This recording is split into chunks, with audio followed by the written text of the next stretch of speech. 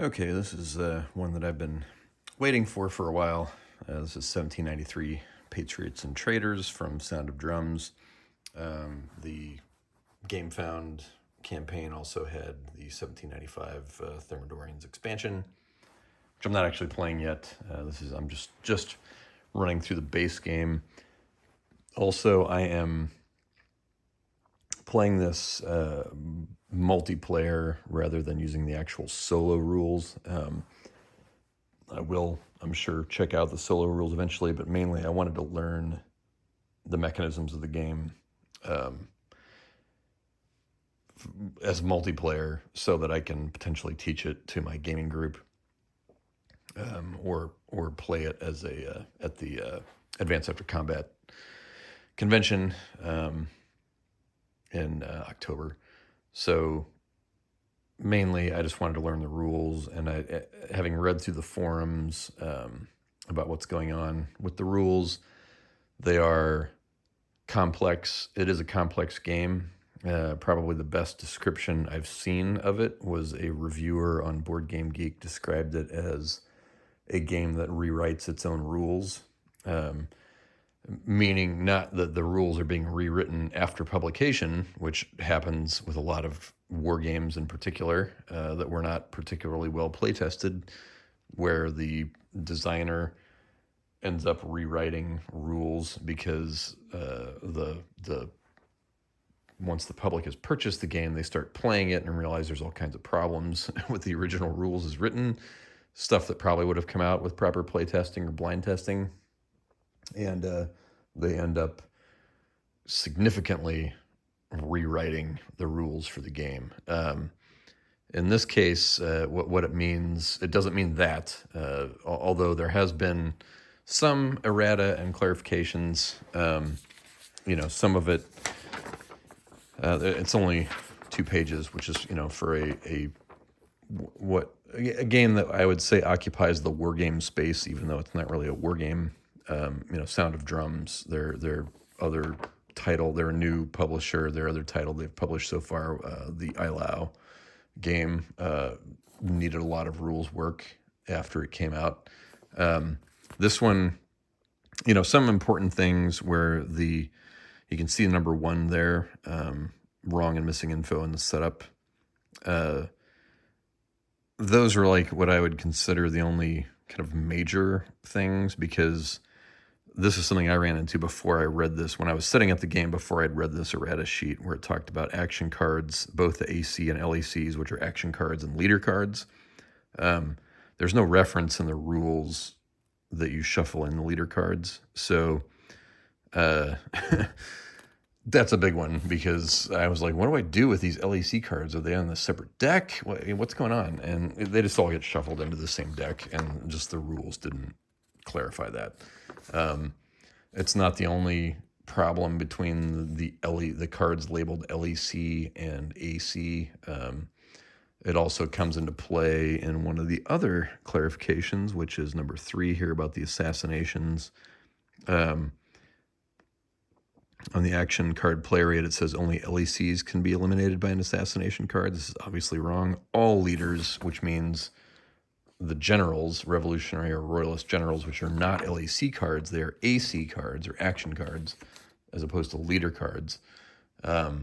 They can also be assassinated. So that was something else that needed to be clarified, because the player aid was actually wrong in that instance. But I'm getting too into the weeds about the problems. Yes, the rules are... So some rules you can read some rules to a game you can read and kind of hit the major points and kind of skim through them and then address case-by-case scenarios as you play. That's typically how war games work. 60 pages of rules. This doesn't have 60 pages of rules, but your typical monster war game of the big box type. I'm looking at like the OCS or something like I think Twilight in the East over there. You're looking like between 30 and 60 might be pushing it, 30 to 40 pages of rules. Some might have more than that, especially if they have game specific. There's scenario system rules, and then your game specific rules that can lead to again like possibly 60 pages of rules. So the wargame space is typically full of games that have tons of rules like that, but most of that stuff is case specific or edge case situations that you don't need to know. You don't need to read and know it ahead of time. You just start playing the game with the basic rules, the rough outline of the rules. You can start playing the game. And then if you run into weird situations, then you can hunt those down in the rules and they'll be covered. That's usually what happens. With this does not feel, this rule book, when I read through it and then actually started playing, I realized, oh, you need to read every last word in that rule book and the errata, because as noted, there's stuff in the rule book that's actually wrong or missing. You need to read every last word, and then you need to read every last word of every single card, and then you probably will be okay. But you cannot skim. You cannot take the usual war game approach of, well, we'll find the edge cases when we hit them. You are going to be asking questions almost immediately about, like, wait a minute, this card seems really broadly worded and it could affect a whole bunch of other stuff. Getting back to what I said about the Board Game Geek comment reviewer who said this game rewrites its own rules, the law cards that you pass, so a big portion of the game is obviously about passing laws, and you can see those law cards are across the top of the board there. That's the leftmost one is the current proposed law, and then all the other cards are laws that have been passed so far. All that is determined by the Convention Nationale. The amount of cubes that you have there determines the majority party in the Convention Nationale, and then every party that's also represented there that can vote on laws. The majority presents a law every turn, and then everybody that has a cube there gets to vote on it. The law cards literally change the function of either spaces on the board or the provinces, and the law cards, I don't know that they change what happens in the provinces necessarily. They change what you can do in the provinces. They don't change how the provinces work necessarily. But they do change how the spaces on the Paris board actually work in some cases. Or which spaces are even present. Certain laws will bring into effect the Champ de Mars or the Le Comité spaces, which will be added to the board. Here, they can potentially, I forget if Champ de Mars actually replaces the Caserne space, but regardless, you got two more spaces here where other stuff can happen. The cards can be flipped over, like the Temple de la Raison, and my French is terrible, but this is Notre Dame. So on the other side of this, the game starts with Notre Dame, and that allows you to draw 3 cards during the draw phase instead of just 1 if you have a majority of cubes there. When you pass the dechristianization law, which we have done, that changes Notre Dame to the Temple de la Raison, which means it just becomes part of the Faubourg space, which is essentially the street people. This determines your essentially rule by the masses, and so it just adds more spaces for people to place cubes to determine a majority in the Faubourg space. Currently, the majority in the Faubourg, if you count these two together, is the Girondin player, which is down here. He's got, so those are actually his hand. He's got a number of leaders in play. I am about halfway through. You can see almost exactly halfway through the game. And wanted to put some video up. I don't know that I'll make another video. I just wanted to again, learn the mechanisms of the game, learn the rules, be able to teach it to my group because I was very excited about playing it, and still excited. It has been, a difficult learning process again because you really just have to read every single word. You can't just wing it with this game. Every word is important. There are some issues. I think those have been addressed in the errata. I've run into questions about things. And I guess a good example of needing to read every single word in the manual. So the law cards, when you propose laws, the people in the Convention Nationale get to vote on the laws. And I had been, for a good portion of this game, I had been voting with cubes from my pile. And your pile is the cubes that are on your actual board. And then every player has a bag, and that bag has additional cubes in it. And those cubes in the bag are your stock. And so the definitions in the manual state that your, stock, this is the influence of the players that remain in the player's faction bag. When in the bag, they cannot be used during gameplay.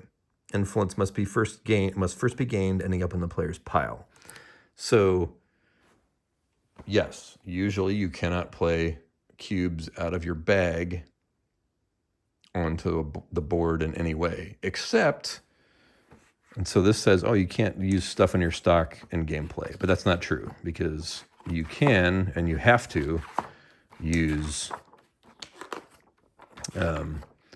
the cubes from your stock to vote, and the only place that appears is here when it talks about voting. Players with influence in the Convention Nationale area in their turn have to vote by adding one influence from their stock to the we or null vote. So that's a direct contradiction of the definition of stock in there. So if you were skimming your way through the rules, you might completely miss this paragraph that says when you vote, it comes from your stock. You may be thinking, if I'm placing a cube on the board in any way, whether it's voting or placing it for influence or placing it over here, it's going to come from my pile because that's how it was defined. It says pile means cubes you use for gameplay. Stock is not. Stock, there's a very specific section in the rules that says how do you move something from your stock to your pile? How do you move something from the pile to the board? How do you move something from the board back to the pile? There isn't anything that says how do you move from stock to board. So at least believe so. You've got influence cubes. Oh no, there is from the stock to the board. Okay, so it's specific characters are activated. So Royalist Leader is activated. This Jacques Brissot is activated. Emerlan is activated. Revolutionary General gains a victory beyond the French borders. When an action card is used for influence, a number of influence placed from the player's pile are placed in empty space on one or more areas of any of the boards according... Okay, so I'm not sure...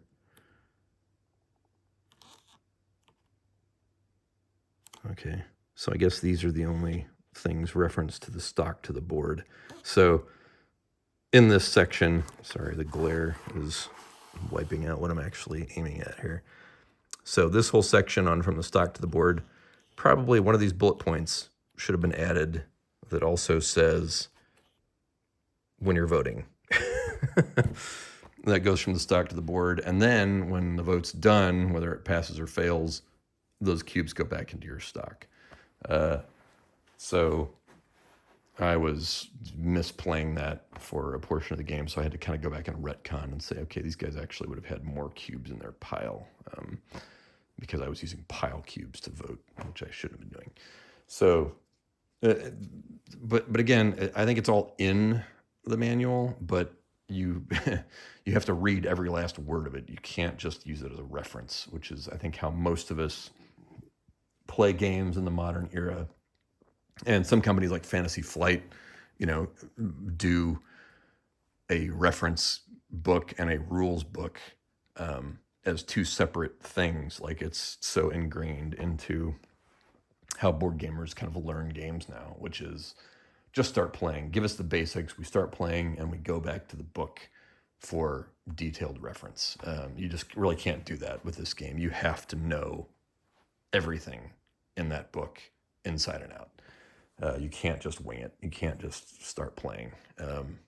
Somebody's going to have to know it backwards and forwards. Otherwise, you will be playing it wrong at some point. So, and that, again, that's what I've been doing here, playing it wrong. But I don't think that makes it a bad game. It just makes it a rules heavy game, meaning that you got to spend more time on the rules with this if you want to play it right and if you want to get the most out of it.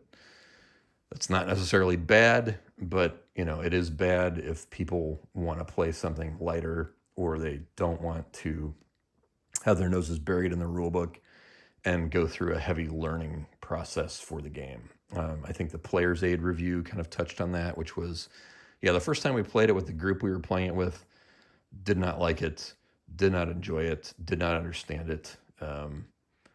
And that was probably a case where they were playing it like most gamers would play it, which is, hey, we got the basics down, let's give it a run. And if you give it a run, it just blows up in your face. One faction runs away with it. People don't understand the cards. There's just too many questions. That's what you end up with. You end up with kind of a mess when it's not really a mess. The game itself is not a mess. It is a well-designed game. It is intended to work in a specific way, but the rules mean, you can't. You have to really know what you're doing going in order to get an enjoyable experience out of it. That may take multiple plays as well for most people. This game that I'm playing, obviously the game relies a lot on negotiation between players. And so obviously me playing it by myself, but playing, a multiplayer version instead of the built for solo rules, means that I'm not actually getting the real experience of the game because, you can't negotiate with yourself. You can't do table talk with yourself. Certain of those kinds of things you can do. I'm used to playing games solo.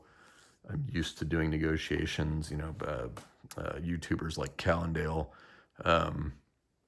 will frequently sometimes use die rolls. He'll make propositions to the other player, to another faction or whatever, and might make a die roll to see if that faction would accept or reject it, just to kind of create some level of multiplayer mechanisms, even though he's playing solo. I'm not really doing that here. Again, I'm just playing through the mechanisms, not making a lot of over the table deals or the kind of thing that might happen in a multiplayer game where you'd say, hey, if I do this, will you do this for me? I'm not doing a lot of that, but that is a lot of what this game is. This game is going to be about negotiating your way to different laws. In some cases, like when influence in the Convention Nationale is tied, for example, nobody has a clear majority. In the game rules is the fact that you have to, like, everybody has to agree or nothing happens. So the fact of things like ties and influence and stuff are built into the rules to force negotiation, to force compromise and things like that. And that's why things in the game like the currencies, which are the assignats or the little red tokens there are the street thugs for the sans-culotte or the Cordelier faction, or the printing press faction, which I think is that for the Jacobins? I forget. That's the currency of one of the more radical factions. Or the coins, you can see there's some coins there on the Convention Nationale. Those are also actual currency that can be used in negotiations. Can be spent in different ways. Part of which is, again, making negotiations. People can swap cards if they've got an influence in the Palais Égalité space. so you can make deals that way. Like, so the game is premised on a lot of negotiation and things like that, which I think is really cool. That makes for an interesting game, makes for an interesting multiplayer experience. It doesn't reduce things to randomness or specific game mechanisms. It does put the outcome of the game somewhat onto the personalities of the players as much as it does into the mechanisms of the game. So those are all things that I like. And one of the reasons that I was interested and excited about this particular game. So it is, so far my experience with it has been enjoyable. It seems to be functioning as intended, the way I've played so far. I know one of the complaints is in the 5-player game, which makes the Royalist an actual playable faction instead of an abstracted game faction. The Royalist player can basically make the coalition armies unbeatable simply by placing all of his cubes on the Paris board every turn. Or not the Paris board, sorry, the France board every turn, the province board every turn. Because the coalition army's strength is determined by how many, in addition to the whatever the number of cockades are on a 2 Paris card. There's only one there, but there could be more. However many cockades there are for the coalition general, then the number of purple cubes on this board will also determine the strength of those armies. And there's very few instances if the Royalist player simply focuses on placing his cubes there every turn. There's not going to be any instances where the revolutionary generals can really beat that, unless somebody passes La Marseillaise, which we did do. I've got the La Marseillaise law in place there, which allows the revolutionary generals to be moved around the board every turn by anybody, which allows them to pacify provinces. So unless somebody plays whack-a-mole on the Royalist cubes that are sprouting up like fungi all over the France board, unless somebody is willing to spend time doing that. And to be fair, the La Marseillaise makes it a free action for players to move revolutionary generals around the board. So it doesn't cost you cockades or cards, for example, to do that. You can just move the generals that you control around the board. But somebody needs to do that. And if they don't do that, the coalition armies will be unbeatable because you will not have enough, unless somebody's willing to spend cockades and place influence on the Casernes spaces. And, again, the most they could get there is 5, potentially 6 if you've got, like I do, Saint-Just on the board. You're probably not going to be able to beat the coalition generals because, like the revolutionary generals like Lafayette, Dumas, what else do we have? Hoche. Hoche is a 2. Pichegru is actually a 3. So some of the revolutionary generals are pretty good because this determines their strength in combat. But, the 1 cockade generals are going to lose every time. Like Lafayette, the Friant player has no influence in the Casernes space, meaning he's worth 1. So if he's fighting any coalition general, if there's any purple cubes on the board at all, he's going to lose. So the revolutionary generals are not well positioned to win if the Royalist player is just sprouting purple cubes all over the France board. And I think that may be all he really wants to do. I've played it with the Royalist player throwing some cubes on the Paris board, but you can see how many of them are in the concierge there, along with the Friant. If one of the radical players has Colo de Bois on the board, he allows them to move an influence of arrival on the Paris board, the conciergerie area, every turn. So you can see he's just been plucking Royalist and Friant cubes off of the Paris map and throwing them into the Conciergerie every turn. So it hasn't benefited the Royalist player really to put his cubes on the board, trying to get votes in the Convention Nationale or whatever. So really, he should probably, if somebody has, this is a pretty specific case of somebody having Herbois, Delbois on the board every turn, or on the board. If somebody didn't have Dubois, then yeah, maybe the Royalists could get away with playing the Paris board. But otherwise, he's probably better off just focusing on just making sure this entire map is purple, because then the coalition armies can't be beat. So, and there are cards that the Royalist player used. One of them was this guy that just got assassinated, I believe, Francois de Charette. He froze the Royalist cubes in the Loire, Vendée, and Bretagne provinces, so they couldn't be pacified. So I think it was the Jacobin player, possibly. No, I think it was the Jacobin player that assassinated him so that they could move their generals over and pacify those provinces that had the frozen cubes on them. Because, again, to have any chance of beating the coalition armies, you just have to remove as many of the purple cubes from that France map as possible, because you're just never going to win otherwise, unless you spend all your cards placing cubes in the Casernes space.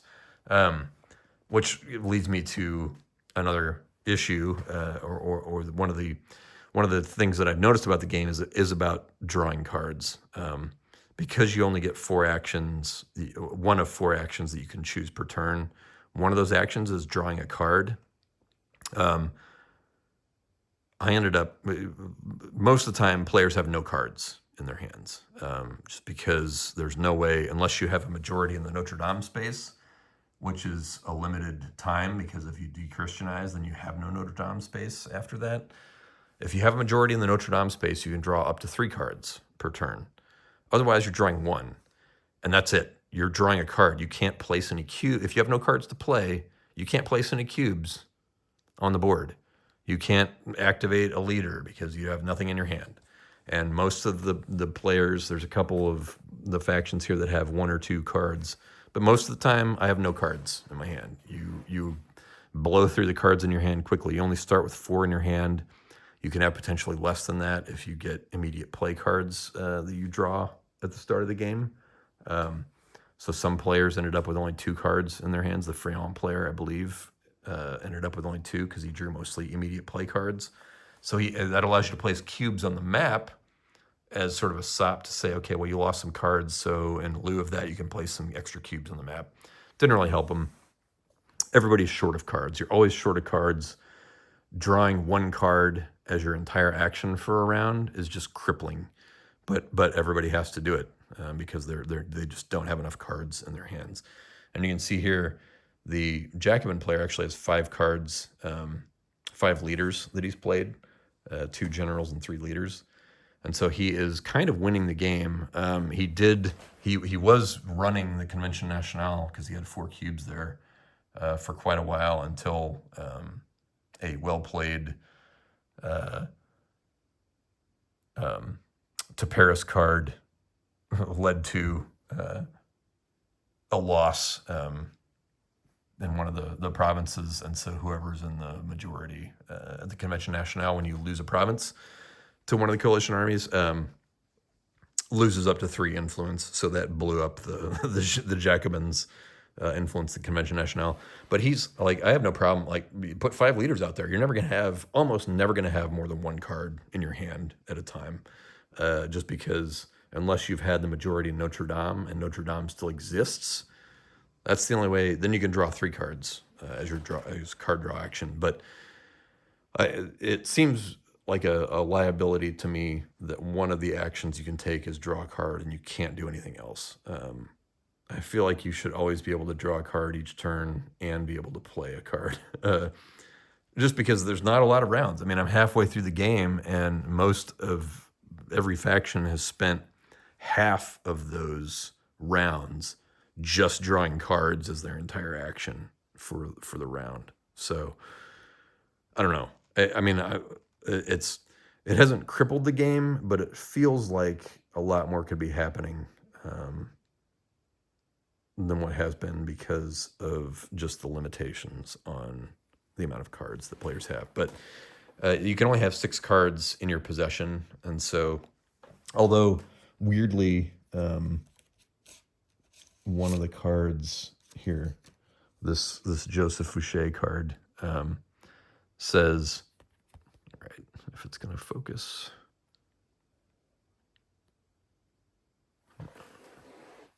Is there any way to get that? Seriously? Well,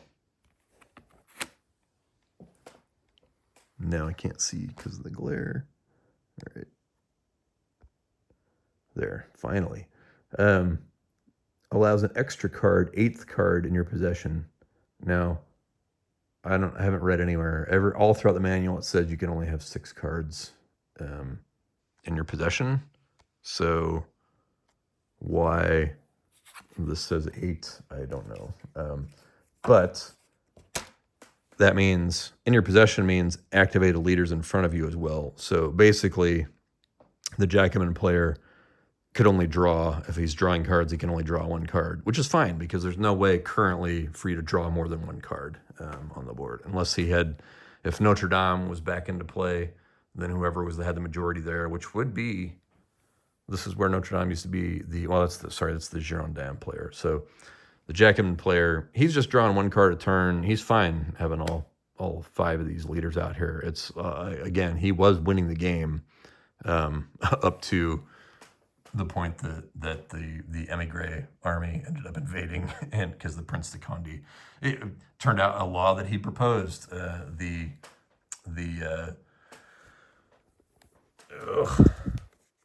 confiscation of property when it's a temporary law, so it just adds a coin to the convention every turn because you're stealing the property of the people who've emigrated from France who didn't like the revolution. But it makes the Prince de Conde card active, and it means when it's revoted for the first time, that moves the emigre, the purple flag there, moves them onto the board. There wasn't anybody there because Lafayette had just moved into the Bourgogne province to pacify it and put a Friant cube on the board. So because the Friant have Lafayette, and they were like, why were you just sitting here doing nothing? Let's go do something with Lafayette. Let's put some cubes on the board. So they left that province and then promptly screwed the Jacobin player, who then was like, oh shit, there's no general there to defend, and so he loses the influence in the convention, and now the Cordelier is back to the majority there, and so he's naturally the Cordelier player it's time for the trial of the king. He's proposed that law. We'll see if it passes on the next turn. But so all this stuff, there's all this cool French Revolution stuff. It's very thematic, very historically themed. And all that stuff about the game I love. But it is, there are a lot of questions about the cards. The wording on the cards can be vague in some instances. There's questions around Son Juste here about, like, is the only leader not subordinate to the laws? Like, well, what does that mean? And there's no detailed explanation of it. There's player aids for the leader cards. There's a player aid that goes into the detail in the action cards, the law cards, and then the Paris board. The Paris board, is pretty detailed about what all the spaces mean. It describes what all these vague, what all these symbols mean. Typical Euro type stuff where symbols mean certain things. At least explains all those. That's pretty good. The law cards goes into some detail. The action cards mostly provides historical detail and then just replicates whatever's on the card. It doesn't really explain anything about the cards. It doesn't go into any detail on, like, the vague wording or whatever. And kind of the same for the leader cards. So these are not particularly useful. And in terms of interpreting the cards, all they really do is just regurgitate what's actually already on the card. At least what I've seen so far. My other complaint about these is just in terms of production quality. Generally, the production quality is very good. You've got a board with cutouts in it to slot things in. You've got nice meeples. You've got the factions aren't just cards. These are actually mounted boards, which is something that... and then for like the ILAO game that Sound of Drums did, the reference cards were also mounted boards. I don't know, but those ended up having typos, or not typos, but errata on them. And so they can't, you can't reproduce a mounted board if you're reprinting those sheets. The best you're going to be able to do is cardstock, unless you mount them yourself, and nobody's going to go to that trouble. So there, the question was, well, why would you put something that's subject to errata? Why would you mount it? Why would you go to that expense? Only if nobody's going to end up using it anyway. Here, they went the other direction, and these are just like thin, glossy, just shit paper. The Paris one is a little bit thicker, but not quite cardstock. It's like a glossy, thin card stock. So, like you go to the trouble of putting the faction sheets on mounted cardboard, like the player board and like the Paris board, or like the France board. But all the reference cards are on just, wafer thin, just glossy crap that would dissolve, the second you get it wet. So that's a complaint. And I understand that for a fold out, like a trifold like this, that's, double-sided, hard to do that on heavy cardstock, but you're already mounting a bunch of stuff. It just seems like, how much more would the game be to put these on heavy cardstock? And frankly, I'd rather have these be heavy cardstock and this be heavy cardstock, if that was, the deciding factor. If we mount these, we can't have these as heavy cardstock. No, just make these heavy cardstock. They have a mounted board and a mounted France board, and then all of the faction things and this stuff is heavy cardstock instead of, thin, glossy crap. So just some questionable component choices there, as far as I'm concerned. And also, I thought I could have sworn I ordered I know I did order, because I paid $5 for the GameFound exclusive round marker, but it never showed up in my box. It wasn't in here, it wasn't in there, it wasn't in the packed box that it came with, so I never ended up getting that. So yeah, just some production questions. Otherwise, the other issue with the production, you can probably see it here in the video, is you can see these boards are pretty badly warped, which is another reason why, I'd rather just have heavy cardstock for these. Then you could, throw them under plexi, or you could stick them, on the table or whatever, so they don't slide around. You could put some, poster tack or something under them. But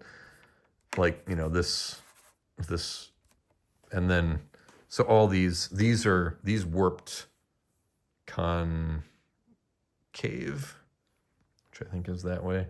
And then this one's concave as well. And then these two went convex. They warped the other way.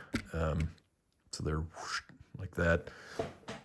And then you can see the France board is also badly warped, as is the main board. And you can see it's kind of by section. That's badly warped. So just poor quality mounted boards. I do appreciate that they've got the cutouts and stuff. That's, not a cheap upgrade, but if it's, you're having to push these, it's these barely fit in here because it's all just warped to shit. So yeah, just some production problems, and again, these are kind of things that I would expect for a new publisher like Sound of Drums to run into. I do appreciate they are swinging for the fences in some respects. It's got the nice bags. I mean, these are great for all your cubes with the logos and stuff on them. The iconography is great. The artwork in the game is fantastic. I didn't spring for the history of the French Revolution book that you could get, or the big wooden box. They did super fancy versions. I'm glad I didn't, just given how badly all the boards have warped in here, because why pay a super premium price for a fancy box if everything in it is going to be all warped. But I do like the artwork otherwise. I do like the components otherwise. But yeah, the warping was bad, and the just wafer thin, glossy reference sheets was not what I would have expected given the quality of all the other components. So there are some gripes, but again, I'm enjoying the game, loving the history. Loving the actual gameplay. I think it is I think another BGG poster described it as a very brutal game. And it is. You can really screw people over. It is just a knife fight amongst all these different factions for supremacy, which I think really captures the feel of the French Revolution. Does it replace one of the other premier games on the French Revolution, which is the old As Your Wish, La Révolution Française game, which I've done a video on about 10 years ago or so. That game was definitely a unique experience. I think this is more accessible, despite all the rules issues. I think those rules issues are nothing compared to what La Révolution Française had to contend with. And I think the experience is similar in terms of just the brutality of the factions towards each other in the game, and the gameplay itself, and how you can wield the power, the asymmetrical powers of your factions against each other. And here, there's not inherent asymmetrical powers in the factions, except in terms of the currency, I guess, that the different factions have. But it really comes through in the cards and what cards the factions can actually play. And that's going to be dependent on are they lucky enough to draw the cards that their factions can use. And in this particular game, the Jacobin player has been very lucky in the card draws that he's gotten. He got Saint-Just very early in the game, which was very powerful. He got it on the first turn, actually, in his initial hand, which gives him immediate influence in the Casernes and Convention Nationale spaces. The Royalist player has actually gotten very lucky in drawing Royalist-specific cards that are very beneficial to him. So... so it does come down, the asymmetrical qualities of the factions comes down to the cards that they get, and that's very random. It's not as random in La Révolution Française, but this game feels like it has a lot more moving parts, and again, is, I think, more accessible just in terms of, for one, availability, and secondly, the rules not being as lengthy and complicated, despite being very precisely worded and needing to read all of them. So, and again, it's not really a valid comparison. Nobody has La Révolution Française.